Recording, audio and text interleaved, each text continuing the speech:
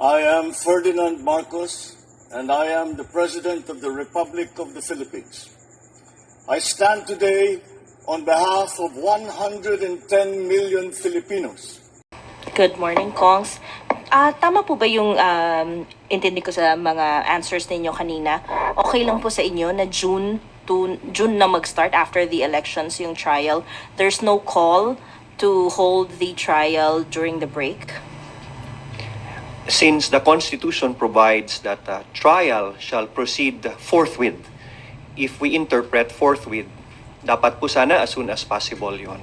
But since the Senate is an independent body, and we respect their independence, being a bicameral legislature, we will leave that to the interpretation of the Senate. I will refuse to comment on how they should act because they will be judges in this impeachment trial.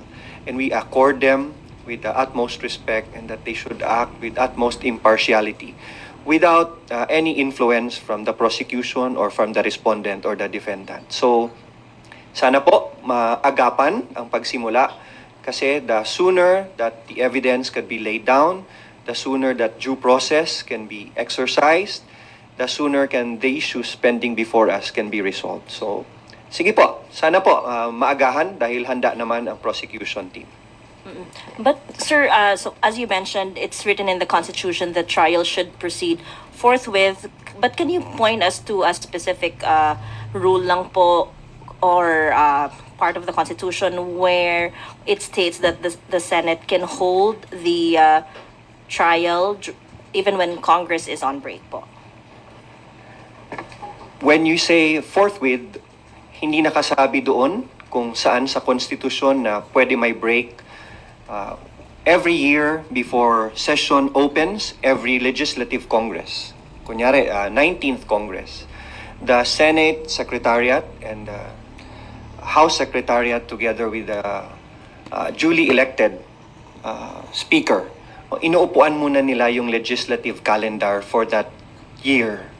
While it's not clear whether we can proceed with the impeachment trial during the break, we said earlier that the impeachment trial is a sui generis, o kakaibang proseso po ito. It's a class of its own, and it is not bound by the legislative calendar. It's purely a political question on how Senate would proceed with it. So, yan po ang sagot dyan, no?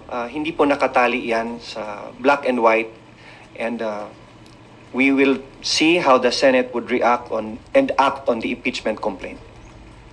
Sir, baka lang din po meron kayong comment dun sa sinabi ni SP Cheese na unfair na madaliin sila dahil 2 buwan daw po inupuan ng House ang impeachment complaints. Well, again, we respect the position of this the Senate President. In fact, it has been explained naman po ni Congressman Noy that they have their own rules. We don't want to at least influence the impartiality ng mga senator judges. We will just wait for the Senate to convene as an impeachment court. Sa amin po, as long as we have already relayed and we have displayed the urgency and the priority that we have established that these impeachment complaints should be given primacy and should given priority, it's up to the court, no, the impeachment court, the Senate, when will they convene as a impeachment court. So yun lang po yung amin. There's no prescriptive time naman po, prescriptive time na sinabi po sa Constitution that once it is filed, once it is transmitted to the Senate is bound to, for example, a certain number of days to convene as an impeachment court. So it's up to how the Senate will define and will act on the wordings of the Constitution na sinasabi po shall act forthwith. As far as we are concerned, we take that as immediate and urgent. Okay. Sir, doon naman sa mga prosecutors, paano po yung hatian, division of labor doon sa 7 articles of impeachment? Sinong congressman ang mag-handle ng specific articles po? As of the moment po, wala pa pong assignments po of which prosecutor will be handling which articles. I think there's something to be discussed further down as we form the full impeachment secretariat po. Your reaction din, sir, na parang yung mga ibang mga kamag-anak ng ibang senador ay hindi po pumirma doon sa impeachment complaints. Parang doon sa mga kamag-anak, 3 lang po yung pumirma. But most of them hindi po pumirma doon sa complaints. May implications po ba ito on the... Well, how would you interpret that? I hope you'd understand we'd refuse to comment on that po. Especially given that these are our colleagues and we respect their opinion. Every representative has the right to conduct themselves as they see fit for their constituents. But one thing's for sure po, the numbers are very clear. This is more than 1/3 required. There is a supermajority, so to speak. Yun na po yung impeachment complaint po natin. Just to add, legally, it will not affect the impeachment complaint. It will not affect the impeachment trial. And the cold neutrality of an impartial judge by the Senate and the members of the Senate would be better preserved siguro kung may ganyan. I-add ko lang, it just goes to show na yung mga lumalabas po na mga fake news at mga rumors na merong sa pilitan, na merong nagkakaroon po ng pag-impluensya sa ating mga miyembro, ito po yung nagpapatunay na ang bawat isa po sa amin ay nagdesisyon base ho doon sa kanilang pag-appreciate ng merits ng complaint na ito. Last na lang po. Your comment, sinabi raw po ni Duterte Youth Party List Chairman Ronald Cardema alleges funds for later release were promised to the 215 lawmakers who signed the 4th impeachment complaint against Vice President Ako yung Duterte. sampan ko ng kape Again, ng kaya po Cardena. ang committee, ang TRICOM ay nagko-conduct po ng investigation at inquiry in aid of legislation dahil po precisely because of these rumors and this chismis and this fake news na lumalabas po doon sa ating lipunan. Wala pong katotohanan sa mga sinasabi na ganyan. We would like to again to focus on the impeachment complaint. Ito po ay diversionary tactic na ginagawa po ng mga tao o grupo na ina-assail po nila yung integrity ng House, yung merits nung kaso o nung complaint na ipinasa po natin, tinransmit po natin sa Senate. Gusto ko lang pong ipaabot sa ating mga kababayan na we should be focused on the complaints, on the articles of impeachment. Wag tayo magpapadala at maniniwala sa mga diversionary tactics na ginagawa po ng ilang grupo po. Kaya nga po tayo inaagaran natin na magkaroon po ng batas para ma-regulate po natin at mabigyan sa solusyon itong mga fake news po na lumalabas, disinformation, malinformation, and misinformation po na lumalaganap sa ating lipunan. Isa na po itong mga balitang ganito. Thank you. Next Ano question, yan? Di-list Krisa Subing-Subing from Inquirer. Go ahead. Hi sir, slightly different question naman po. Can you give us an inside story po on how the votes were mustered yesterday? Kailan po nakuha ng mga mambabatas po yung or kailan kinonsolidate, kailan binuo yung 4th complaint, and paano po nag-gather ng support to endorse the complaint? Well, admittedly, this is a long time coming po, no? Each congressman, although there was no talk of impeachment, they have already formed their own opinions from the hearings of the Quadcom and the Good Government committees. And I guess this was accumulated into the first 3 impeachment complaints po, no? But the first 3 did not gather consensus. It did not gather momentum needed. And while the most congressmen, especially the members of the Justice Committee, were eagerly awaiting po to fulfill our mandate by hearing it in the Justice Committee, I believe the party leaders po have already thought of finding consensus between the 3. So they took the best parts, took out the parts that they feel were not agreeable to other members, and that was what was presented. And finally, yesterday, it resulted in the impeachment po, the initiation of the complaint.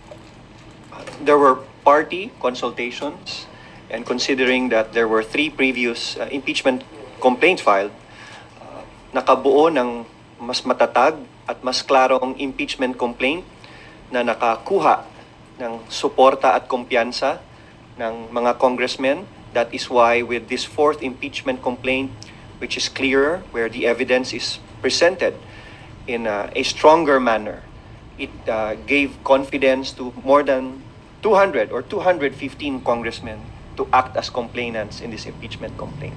So unti-unti pong nabuo at getting the best of the 3 previous impeachment complaints as earlier said by Kong Rons.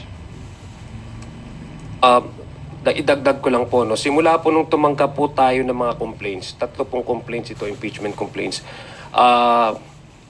wala pong, kumbaga wala pong choice ang miyembro ng House of Representatives kundi bigyan po ng pansin itong complaints na ito because it now borders our constitutional mandate. It's a question of whether we act based on our constitutional mandate na mabigyan pong pansin itong complaints na ito. Number 2, ang alam ko po hindi lang 215, meron din pong mga miyembro na nag-submit po ng kanilang mga signatures, no?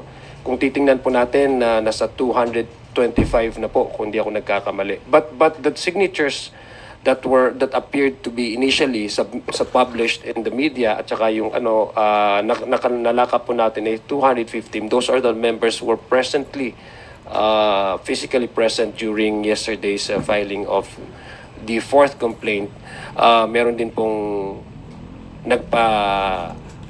abot ng kanilang suporta or sa complaint na ito. Although I don't know how they would be able to be included in as complainants to amend the 215 to make it 225 kung di ako nagkakamali. But that would depend on, I guess, on the court, on the Senate acting as impeachment court, whether they would allow such amendment to the complaints, number of complainants. May follow-up lang po. Sir, kailan po nag-start yung mga party consultations po on consolidating the 4th complaint, impeachment complaint po? And does that mean that essentially the congressmen have already made up their minds even though President Marcos himself has signaled na ayaw niya pong ituloy yung impeachment process because madideprioritize yung mga priorities ng Marcos administration? We thank the President for respecting the separation of powers and respecting the independence of Congress. And we also respect the decision of the Executive Department.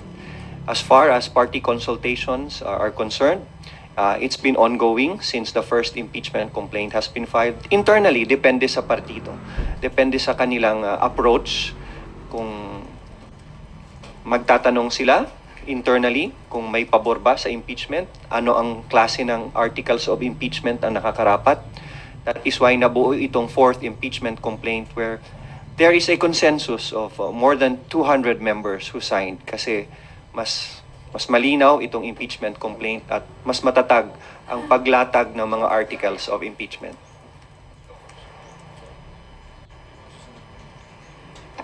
Thank you, Krisha. Next question from Billy Vegas of Abante Politico. Kung may mga kumakalat sa social media, may kapalit daw na ayuda yung pagpirma. Well, as you mentioned po earlier, no, that's why we held this press conference because we understand with the events of yesterday, a lot of misinformation and disinformation will be spreading around. Categorically, we're going to, I don't know, it actually dignifies this answer, but we're going to have to categorically deny such allegations in the same way deny yung allegations po from the chairman ba yun, na may FLR. This was an independent action. We believe that's done faithfully and truthfully by each member, that they signified their intention and support of the impeachment complaint based on the merits of the case and nothing more. Yun lang po siguro. Just to add to that, no, ito po ay nagsimula na po ang smear campaign sa prosesong ito. Actually, ako personally, I actually expect that a lot of misinformation and fake news will be coming out, no, after the filing of the complaint, no. So ang gusto ko lang pong i-reiterate at panawagan sa ating mga kababayan, wag ho tayong madadala sa ganitong klaseng fake news.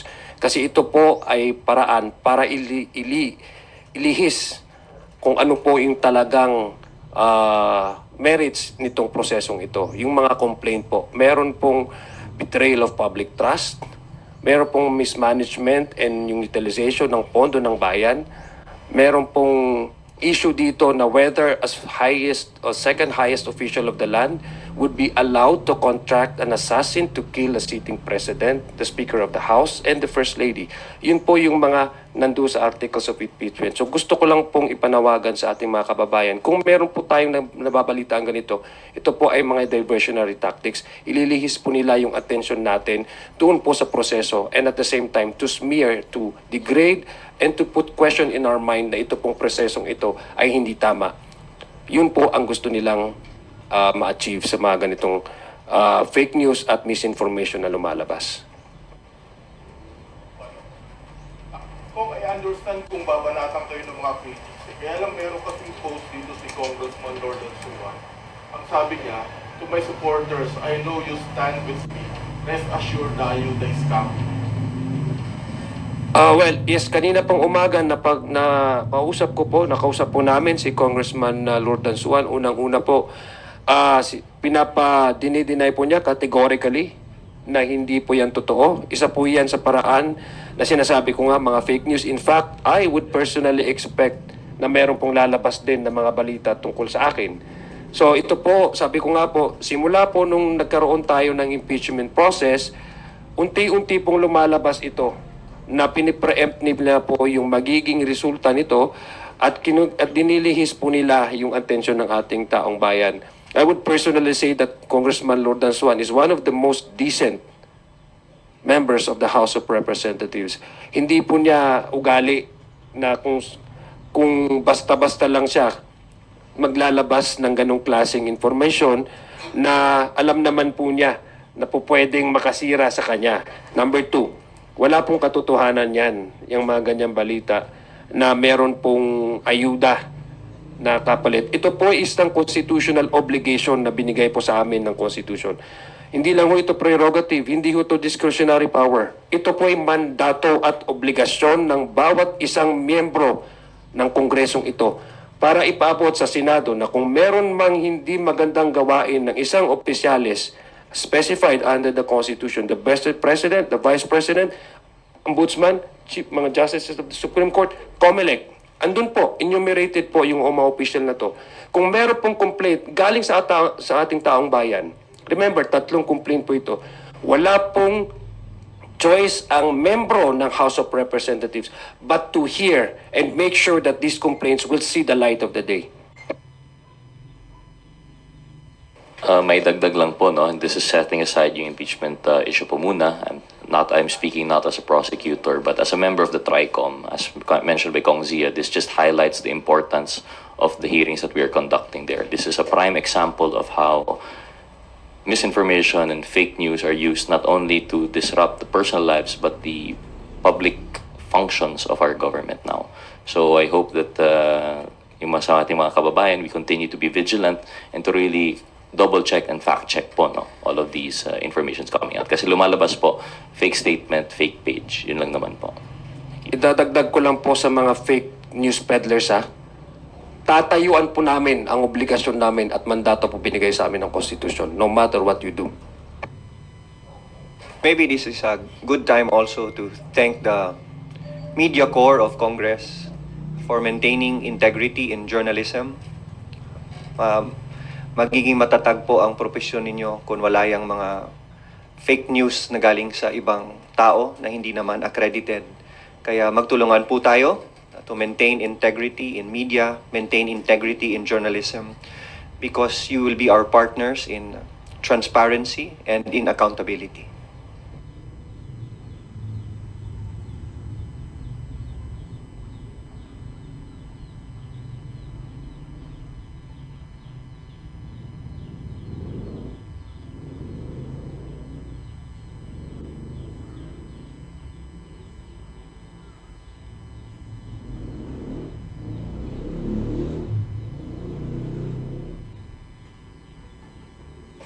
Again, gusto lang ho namin balikan yung sinabi po ni Congressman Noy Defensor, no. We respect the timeline of the Senate. We respect their decision when they will convert the institution into an impeachment court. But we also expect these senator judges to be impartial. Likewise, I just echo the statement of Kong Zia that we trust and believe in our center judges, and that we trust that they would maintain that cold neutrality that would be required to properly and faithfully dispense with their functions as senator judges po. Thank you. Rosalie Cas from UNTV, you're recognized. Good morning, Kongs. Magduel lang po ako dun sa timing.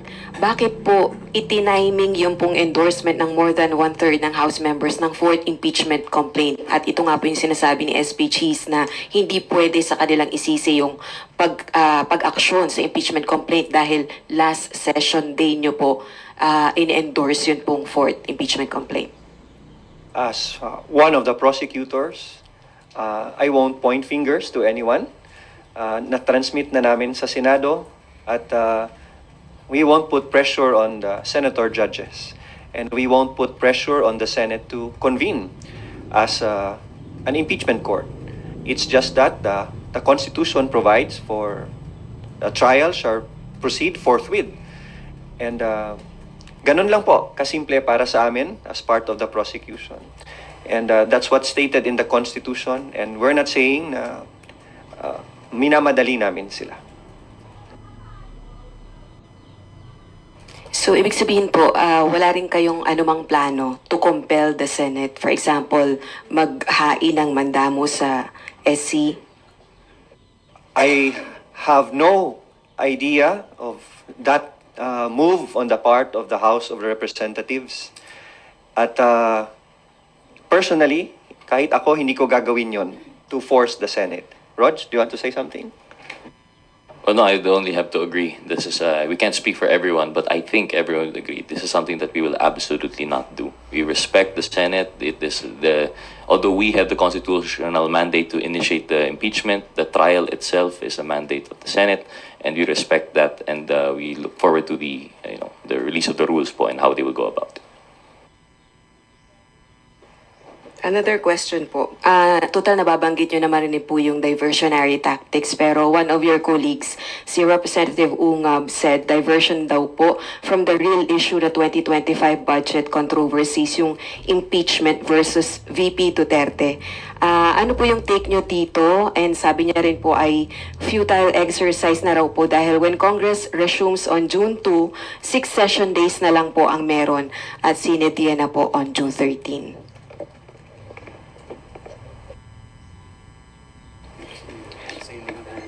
Congressman Sid Ungab is one of my most respected colleagues in 18th and 19th Congress. This is not a diversionary tactic to avoid any issue. We continue to urge those who want to investigate other matters regarding Congress and the budget. In fact, there are pending cases before the Supreme Court regarding the constitutionality of the budget. We are doing our constitutional mandate to act on the impeachment complaints. And we are also very careful that we will be acting on the proper, the appropriate, and the strongest complaint before we transmit that to the Senate. And since 215 members have already signed, it only goes to show that the confidence of the members of Congress in this impeachment complaint is very strong. So patuloy lang po ang pag-iimbestiga ng ibang bagay at ng ibang tao. At we will continue to do our duty as prosecutors and as Congress. Dadagdag ko lang po, no? When a public official became true to what he or she yung acting on the oath that he or she takes, that's not diversionary tactics. That is expected of him, and maintaining and upholding the rule of law. Alam po natin dito na merong complaint na prior to the the second mode, I guess, ang ginawa po natin yesterday. I think that's the third mode, no? When we gathered all the signatures, no, yung 1/3 the signatures, it's not really diversionary tactic. It's acting on these complaints and upholding what is given to us as part of our obligation by the constitutions. It's not really. We should not be faulting anybody or any members of the House of Representatives to be true to what he took as oath of office to be true to the Constitution and to act on what the Constitution expects of him or her when there's a valid complaint submitted before the House as far as impeachment of these highest or high officials enumerated under the Constitution is concerned. Last follow-up na lang po. Nagkaroon ba ng chance yun pong 215 na mambabatas na pag-aralan po yung fourth impeachment complaint? Kasi we understand kahapon lang po sila pumirma, kahapon lang din po sila nanumpa. Tama po ba? They sworn tungkol dun sa impeachment complaint. Dahil meron din pong allegation si Representative Pulong Duterte na ni-railroad po yung impeachment against VP Duterte. Nabigyan sila ng kopya, nabasa nila yung impeachment complaint bago sila pumirma. In addition lang po, no, as Kong Noy mentioned, there was also a party consultation, so they were actually part of the crafting of the complaint. So from the start to the finish po, our members have been informed.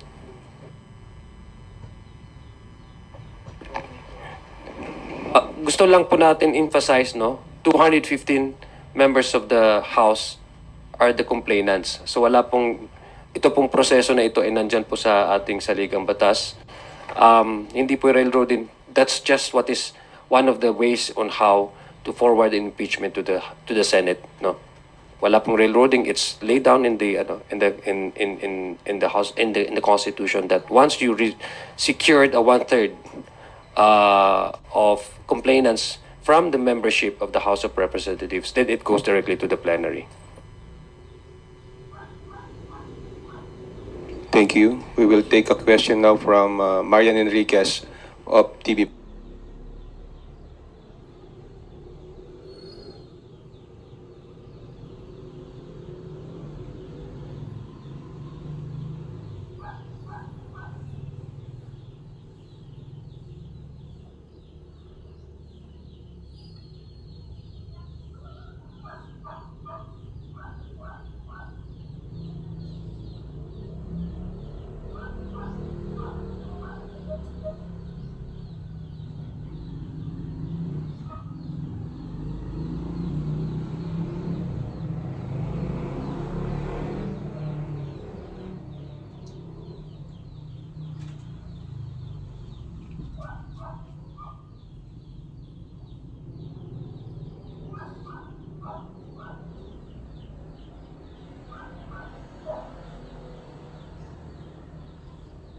Bye. Good morning po. Follow-up lang po ko dun sa questions nila Ate Rose and Ate Vivian regarding nga po sa statement ni Senate President Jesus Cordero na yun nga, medyo unfair daw na 2 buwan po nating inupuan dito sa Kamara. Ito po nga mga impeachment complaints. So I just wonder po, what really happened doon sa 2 buwan po ng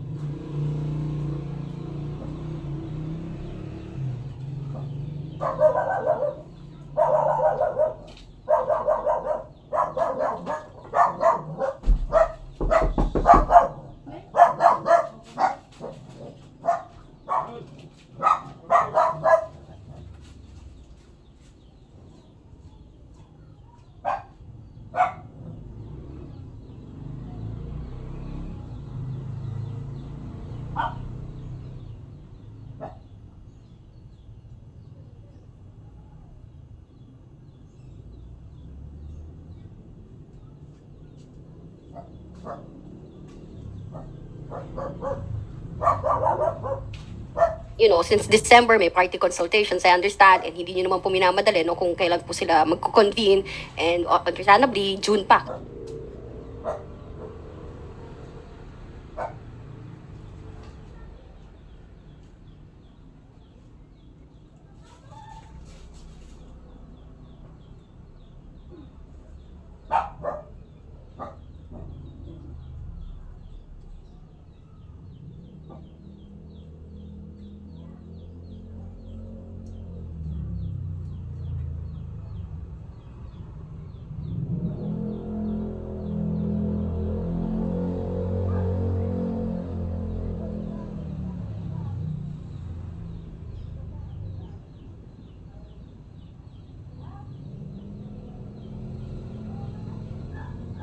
Kasi may session. Pero wala po ba kayong regrets na tutuluyan din naman po palang i-impeach si VP Sara? Pinaabot niyo po sa last session. Were there any regrets? What happened po really? Like, naka-apekto rin po ba? Ano yung influence, of course, of the president, may mga considerations like the elections, the campaign. Baka pwede po kayo mag-share ng sentiment niyo.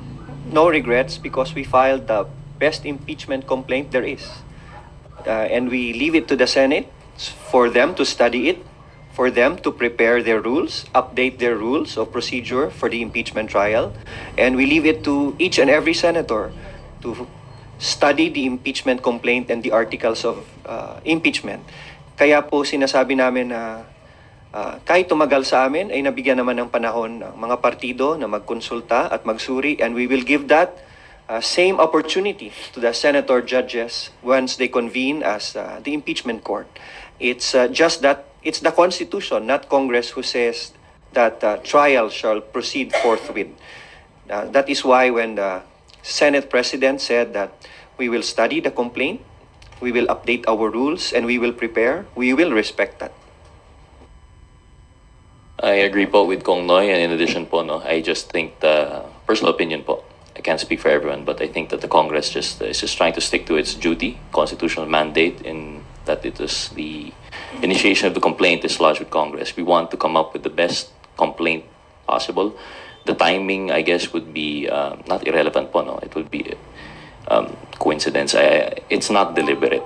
So we've just taken the most time that we can. It is really a process of consensus building and coming up with the best complaint possible. So any insinuations of deliberate timing, I think, would just be a coincidence po. Sa akin lang, I'm not part of the prosecution, pero no regrets. We're simply ready.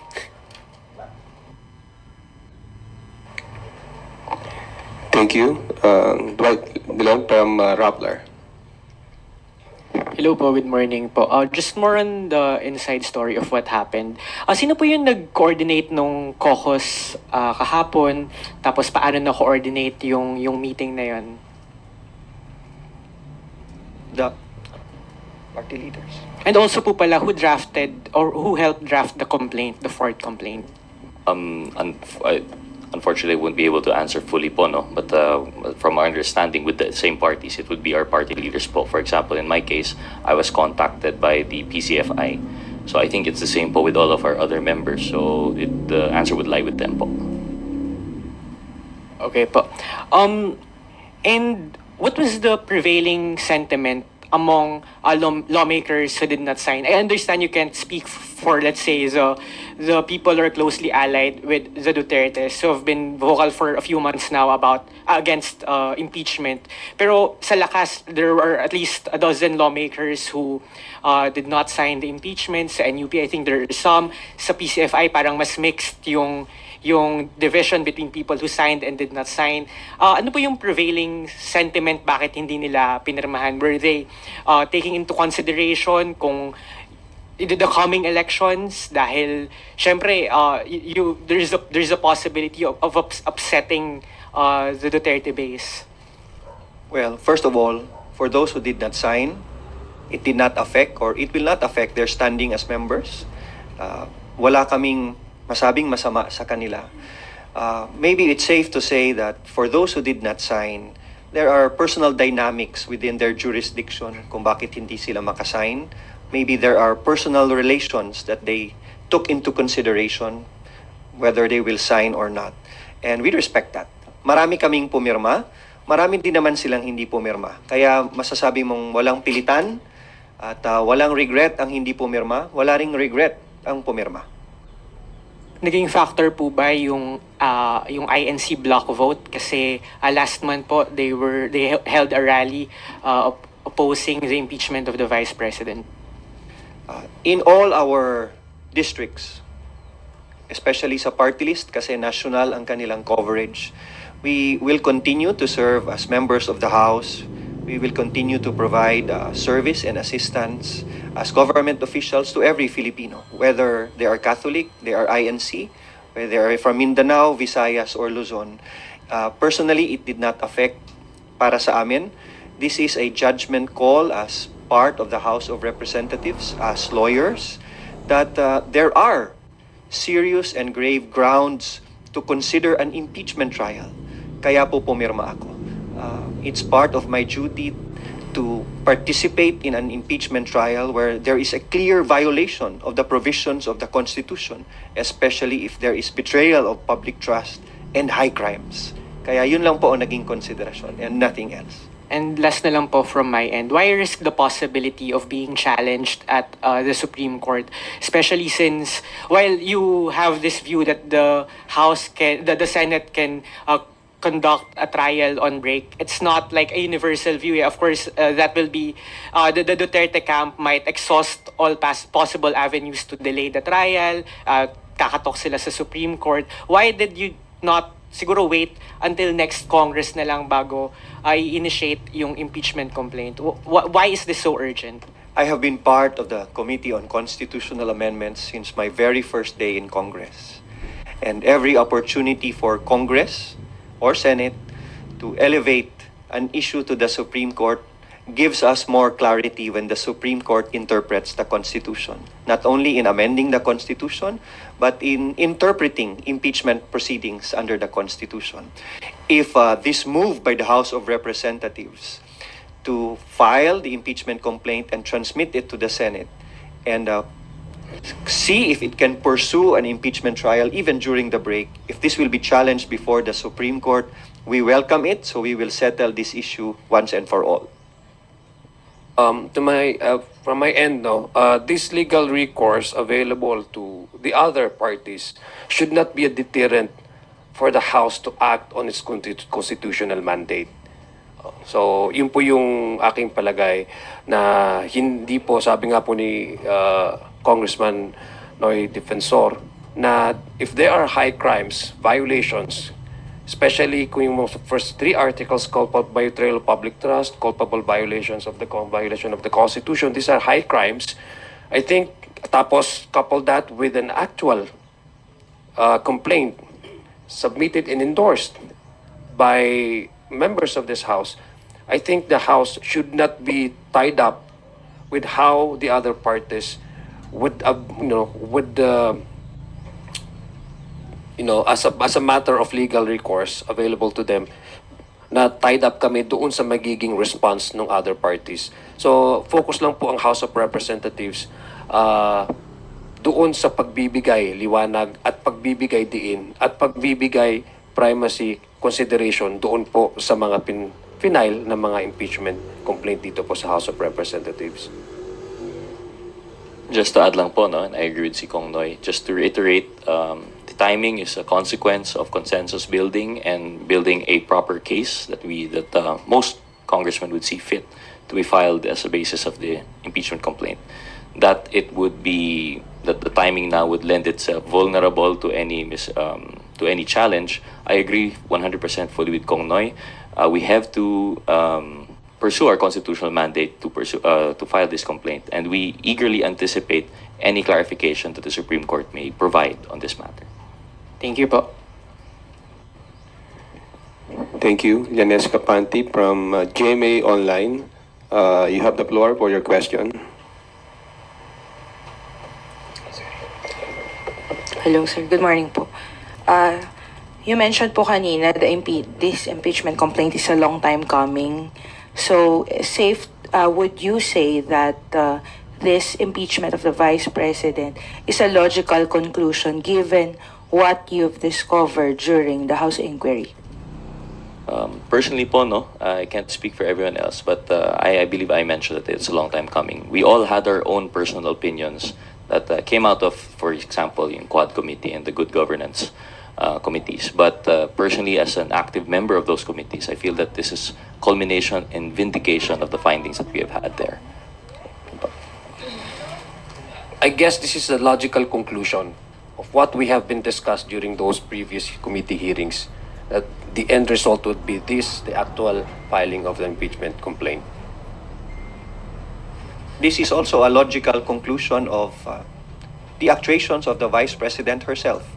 Nobody told her to go live on video and say that she has contracted somebody to kill the President. the wife of the president, and the Speaker of the House of Representatives. That is a direct threat to the life of the Chief Executive, the Commander-in-Chief of the Armed Forces, as well as the House of Representatives, the Speaker of the House of Representatives. So clearly, as a Vice President, you do not do that to the President if you are to succeed if that happens. This is clearly a betrayal of public trust and a high crime as considered by the framers of the Constitution. Mabigat po ito. This is a grave and serious offense to the Constitution. Follow up, sir. Balikan ko lang yung sa sinabi ni Senate President Escudero. Kasi pinoint out niya na you took time in deciding on the impeachment. As far as you're concerned, kailangan bang kumilos ng Senado at the same pace of the House of Representatives when you have different functions? I mean, the House clearly is for the prosecution and the Senate is for trial, and then he compares it with you. I mean, yun ang kanyang indication na why would they move why would they move quickly when you took time, when you have do you think it's a logical comparison given you have different mandates in this case? Yeah, you're right. It's not comparable. As a lawyer, we always follow the court. We always follow the judge. If the judge will reset your case next week or next month for hearing, you follow that. Diba? And we will do that with the Senate. If the Senate says that we will convene at this hour, at this day, as lawyers for the prosecution, we will follow that. And we will respect that. Yan ang tinatawag ni Pangulong Marcos Jr., hindi ko pa pala ganyan. Ayan na! Sabi ko sa inyo eh. Thank you. Tina Pangilinan Perez from GMA7. Galawa ng Pangulo, hindi nyo mabasa. Sir, additional question lang po from my office. Just in case po, kasi we know naman in the rules that prosecutors are elected by the body. So, ano po yung criteria na ginamit po ninyo, and will those same criteria be adopted in the 20th Congress? Well, we can't really speak for the criteria. It's in general. I think it's not an exact criteria po, no? Kasi wala naman po sa rules, wala sa Constitution. But as you can see, they've selected congressmen with relevant experience po. I think the first and the most obvious would be being members of the bar. And how it's, like I mentioned, it's not an exact criteria. It's just how we were elected. And may we hear the second part of the question po ulit? Is this the consequence of the 20th Congress? If same will be adopted in the 20th? Well, it would really depend. I don't think it could be the same. It would depend on the 20th Congress. If there is a new composition, and if ever there will now be criteria in the rules, then that would be followed. But there's no assurance po that there would be the same process po. Sir, of the 11, did anyone volunteer to be a prosecutor?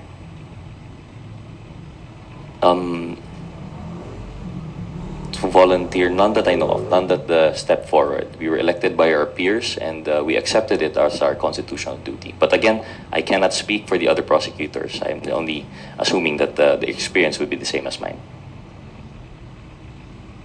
Idadagdag ko lang po, no, kasi siyempre alam ko po itong dalawang kasama ko dito, isa sila sa mga humble na mga members po ng House. Ang nabuo po na prosecutor, lahat po magagaling, ang mga abogado na mga miyembro ng House. Ito po sa mga prosecution team, ang gagaling po nila ng mga litigator. Yan lang po. Kasi alam ko hindi nila sasabihin yun. Thank you. Let's call on Red Mendoza from Manila Times. Hi po. I know na medyo mabibigat yung mga tanong ko. First off, kasi I know that the Dutertes are very, very much popular, and they still are very much popular. So, of course, it's election time, 2025, especially malapit na yung campaign season, and I'm seeing posts on social media na yung ilang mga pumirma ng impeachment complaint, tinatanggalan na yung mga mukha nila sa mga posters nila dahil sa galit nila sa impeachment. There is a considerable blowback against doon sa mga pumirma, doon sa mga prosecutors and all. So, do you, in your opinion po ba, kayong mga pumirma, would it affect your electoral chances sa 2025 election given na the people still support the Dutertes and of course, sa inyo may mga kalaban na pwedeng gamitin yung mga kalaban ninyo as a leverage against your bids. Kampihan mo Someone ang- from Mindanao, alam ko po yan. Naiintindihan ko, hindi ko lang ho naiintindihan, nararamdaman ko po. Pero tama po yun, being once you're elected to an office, you are expected, not only by the Constitution, by the people to act on a certain ways. Kailangan, you have to maintain and uphold the integrity of your office. And similarly, we expect our fellow public servants to do the same. Ito pong sa impeachment case na ito, nasabi po kanina ni Boss Noy, that there are serious offenses, high crimes committed by a certain, by the Vice President. So we cannot turn blind eye and be more concerned about the possible backlash that it may cause us politically. Of course, that's a consideration. Sino ba naman po ang hindi nag-iisip ng ganun? But this is already an issue of being a public servant. Secondary line yung pagiging politician. It's a value judgment call, sabi nga ni na paano mo ihaharap ang sarili mo sa mga tao na sasabihin mong bawal ang mag-threat sa kapwa-tao. Tama. Much more kung isang sitting presidente. Paano mo ihaharap ang sarili mo at sabihin mo na dapat walang korupsyon sa bansa? Paano mo ihaharap ang sarili mo na bawal mag-bribe sa tulad nating kawani ng gobyerno kasi gusto lang natin makuha kung ano ang ninanais nating resulta?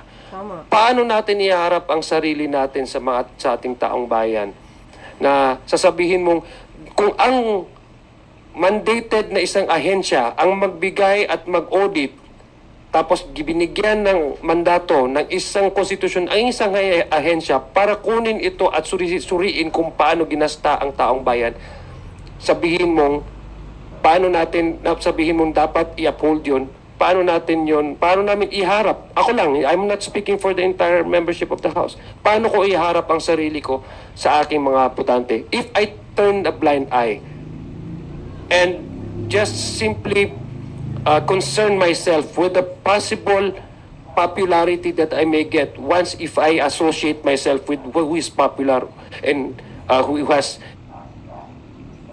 Ganyan dapat ang panindigan ni Congressman Adjong. Maganda sa isang serbisyo publiko na for the 3 years being a congressman na na-elect ka sa opisina na yun, na nagsumpa ka sa saligang batas, harap ng tao at harap ng Diyos, na itong mga ethics na dapat sundin ng isang serbisyo publiko ay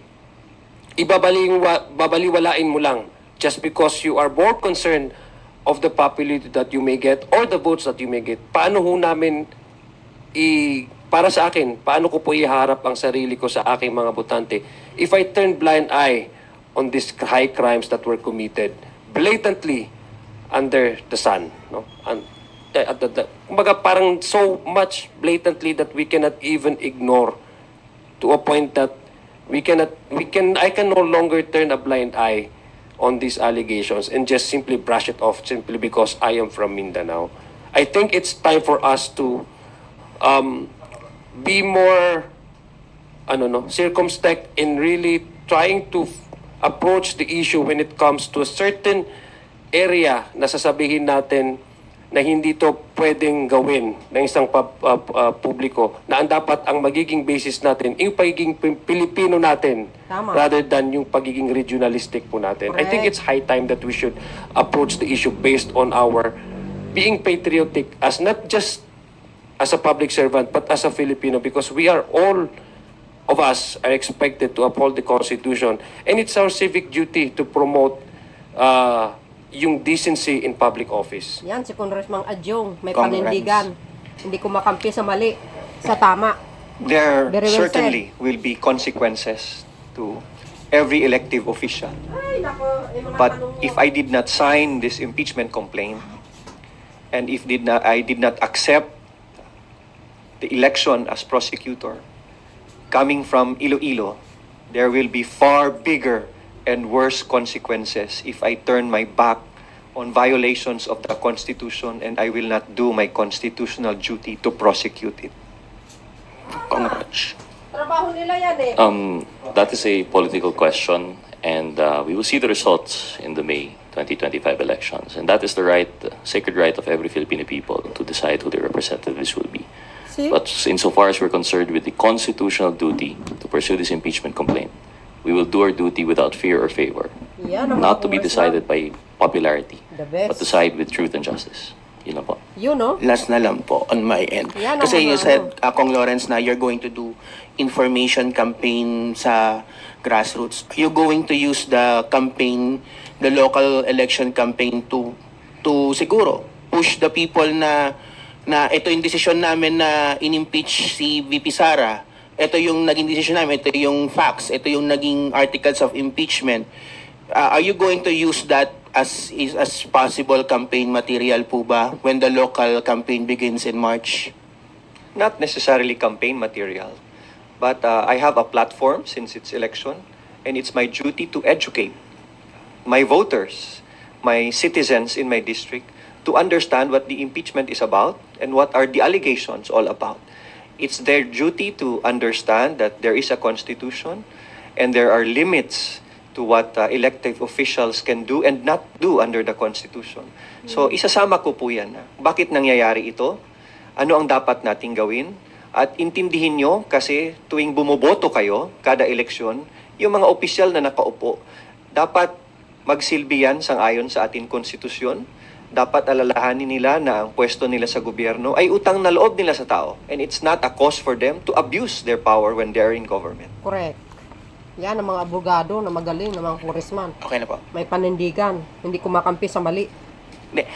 Ano lang po, kasi of course, are you going to use the local campaign to, kasi nga sabi ni Kong Lawrence, you're going to do an information campaign. So, are you going to inform the public regarding the articles of impeachment, siguro as part na rin ng kampanya? Well, I think they deserve also. They do It's their not a job. matter of us educating them. They deserve to know. Hindi uso pabor-pabor ngayon. In addition to that lang po, no, I don't think it would be using the campaign. I think our constituents themselves will be asking us. Sila na magvo-volunteer ng question. There is a lot of confusion and they would like to understand the reasoning for our actions here in Congress. And we will deliver. We will answer those questions and hopefully it will enlighten for our constituents. Thank you for this press conference because this is part of the information dissemination to the public and to all Filipinos na maintindihan nila ang proseso ng impeachment at bakit nangyayari ito. Okay, thank you. Thank you, Red. The next question will come from Gab Lalu of Inquirer Online. Ganyan dapat. May panindigan. Sir, short lang. Kapag pinayagan kayo ng Senate na kumuha ng private prosecutor, kukuha po ba kayo? And meron na bang options or premature pa? Yeah. We will sit down first internally, and if the rules provide, then we'll let the leadership or the lead prosecutor decide on that. Rog, tama? I agree fully. As we mentioned, we don't have any formal structure yet, but everything, as soon as we have information, we'll be sure to let you know.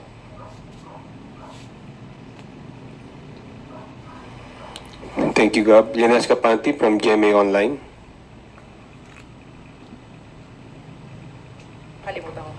Sir, may appeal lang from the Makabayan block and yun, they are one of the complainants.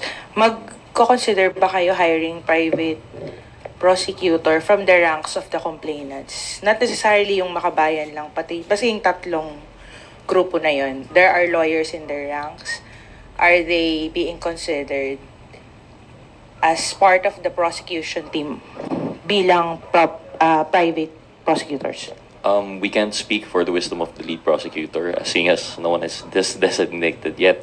But we won't say no to anything po. No? We can't decide yet now, and should we have more information, we'll let you know po. Personally, we are open to welcoming more prosecutors, especially from the private complainants. Yes. Just to add to that, no, of course, the prosecution team wants to see wants to see, kasi kaya nga may impeachment tayo because that's actually what the prosecution wants to see, di ba? A conviction. So if it will reinforces, no, yung strength ng prosecution, then I don't see any reason why there shouldn't be any other additional, no, private lawyers. But again, that would be discussed and that would be decided by the prosecution team internally. And with the leadership, of course. Sir, ano lang pahabol, may humabol pa ba sa 215? As mentioned by Congressman Zia, I believe that some congressmen have signified their intent to add themselves as complainants. I forgot the number, but I think it was 2025 na po. 24. So 239 as of now in counting. But as Kong Noy mentioned, the decision of whether or not they would be allowed to be, amended into the complaint as additional complainants would depend on the rules of the Senate when they release the rules for impeachment. So it would depend there. But as it stands, with 215 complainants, which is more than 1/3 required, the impeachment is sufficient naman po in form and substance, we believe. Dadagdag ko lang yung 1/3 na vote based on the actual membership. Na 306 ata yung members, no? So that's 102. So it's more than the required number of signatures for the plenary to act on the impeachment complaint directly to the plenary.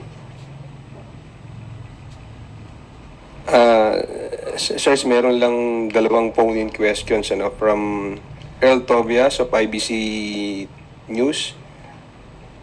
One of the grounds for impeachment, Article 5, says the respondent committed high crimes, including the high crime or murder. Paano po nagsimulang mabuo ito at paano ang magiging paglalatag ng ebidensya? I hope you understand that we wouldn't be ready to talk about this in detail, given that this would be an active case and we would be preparing for it. But in general po, Article 5 in relation to respondent committed other crimes, including the high crimes of murder and conspiracy to commit murder, is in relation to extrajudicial killings po. Thank you. Another phone-in question from Kenneth Basilio of Business World. Would President Marcos be calling for a special session to allow the Senate to start BP Duterte's impeachment? We cannot speak for the President. We cannot speak for the Executive Department. And we respect the separation of powers. We even respect our separation with the Senate as the prosecution and as senator judges. So we won't speak on that. Oh, okay. Sandro Chuana from Billionaire TV. Okay. Hindi, ito nga. Follow up na lang. Hindi, before you pala, sorry. Krisa Subing from Inquirer. Nawala. Sir, sorry. How confident po ba yung prosecution team na you'll get a conviction po? We're very confident. In fact, 215 already signed. So it means that the impeachment complaint is very strong and the arguments for the articles of impeachment is based and grounded on solid evidence that would secure a conviction. Krisha? Members po ng prosecution panel po, I noticed are neophyte lawmakers po. And in contrast, yung mga posibleng maging senator judges, for example, Lauren Legarda, she has seen 2 previous impeachments. So, can you talk about strategy on facing the future senator judges po? We won't tell you our strategy, that's for sure. But during the course of our preparation, we will update you. But certainly, there will be strategizing, but I won't tell you about it. Thank you, Krisha. Zenel Subing from Inquirer. Okay, guys, for today's last question, we call on Mela Lismoras from PTV4. Hi, good morning, Kongs. Isa lang naman po itanong ko. Kahapon kasi sa plenary session, sinabi nga ni Speaker Romualdez, as the 19th Congress nears its conclusion, let it be clear our commitment does not wane with time. It strengthens, it sharpens. Marami na tayong nagawa, pero hindi pa tapos yung ating mission. Just lalo na yung mga kababayan natin nakaabang yung sa mga hearings, sa mga bills dito sa House, ano po yung mga ine-expect pa ng, ano po yung mga pwedeng expect ng ating mga kababayan bago matapos yung 19th Congress? Kasi we understand meron pa tayong fake news hearing, meron pang murang pagkain super committee, yung wage hike bill nasa second reading pa lang. Ano po yung mga pwedeng asahan ng ating mga kababayan, yung commitment pa ng Kamara hanggang bago nga po magtapos yung 19th Congress? Yes,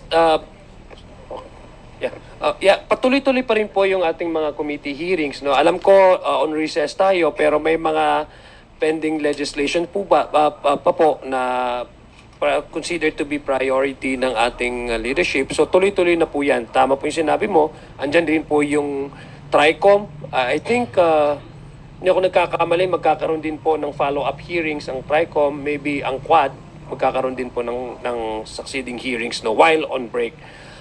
Pangalawa, yung tanong niyo po kanina, do we expect na ano? Unang-una, we have already delivered 100% yung mga nasa LEDAC priorities.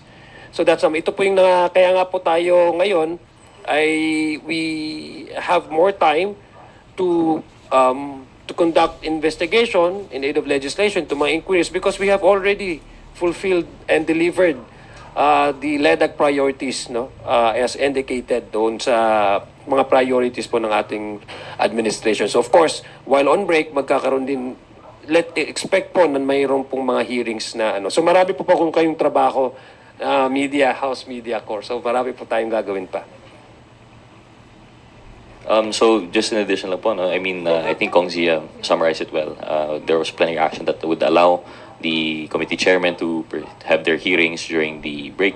And I think, although I think it was already briefly mentioned by Kong Zia, contrary to popular belief, Quadcom is not meant for persecution. Tuloy pa rin po yung ating inquiry. I believe last time we're picking up from yung investigation into yung TARA system, yung sa BOC. We also have further investigation to yung drug syndicates that were in relation to the BOC, yung smuggling. And of course, we also have yung TRICOM, which only was organized last week. So we hope that we could still pursue this. I understand Chair Ace is very enthusiastic about this. Of course, it's headed by Chair Dan though. So Chair Ace has yung sa privilege speech and then si Chair Dan as yung lead chairman for that committee. And of course, I believe the Murang Pagkain Super Committee, as you mentioned, will also be pursuing further investigations po into yung how we could lower yung food prices. So tuloy pa rin po ang trabaho ng Kongreso in spite of although popular belief daw is pag election wala na po, that is not true. We will continue to pursue our duty, both legislative and constitutional. So yun po.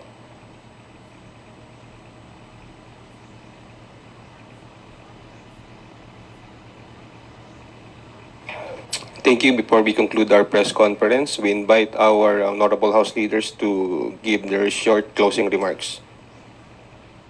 Maraming salamat po sa pagkakataong binigay niyo sa amin, magbigay ng liwanag tungkol sa impeachment complaint na nakatransmit ngayon sa Senado. At makakaasa po kayo that we will be models of statesmanship in the conduct of this impeachment trial. And we will be as transparent as possible. And we will accord due process to all parties so that they will be given a fair trial so that justice can be served for the Filipino people. Maraming salamat po.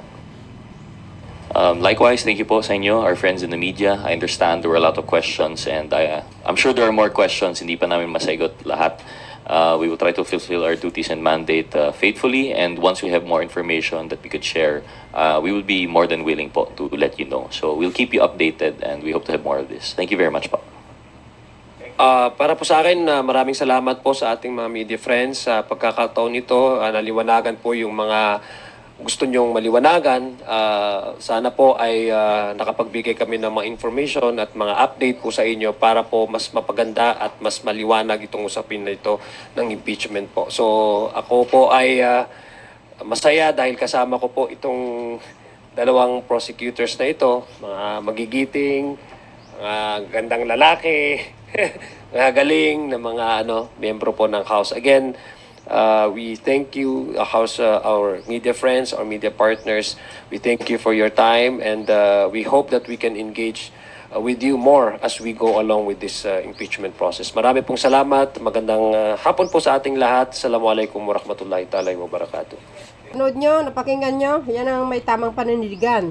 Yan ang mga congressman. Ganun dapat. Hindi sila kumakampi sa maling gawain. Yung ibang congressman siguro, alam nyo na, kumakampi sila sa mga kurakot. Well, so yun guys, maraming salamat sa inyong watching. See you again on my next upload video. Bye bye bye and babus. God bless Philippines.